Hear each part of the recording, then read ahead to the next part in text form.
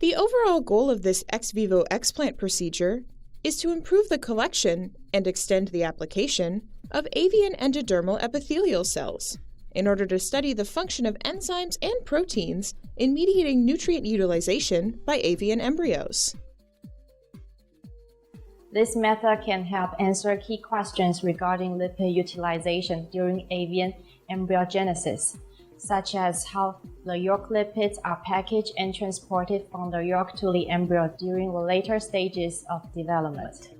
The main advantage of this technique is that we can successfully explant functional endodermal epithelial cells from Japanese quail Yolk Sac membrane, which can be utilized as a model to study avian embryonic development.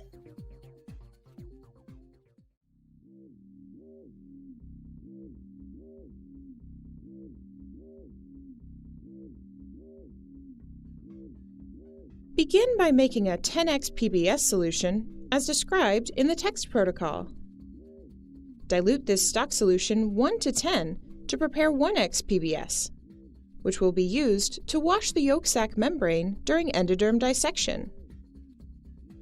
To prepare growth medium for endodermal epithelial cells, or EECs, first supplement DMEM-F12 with 10% newborn calf serum and 1% penicillin streptomycin amphotericin solution.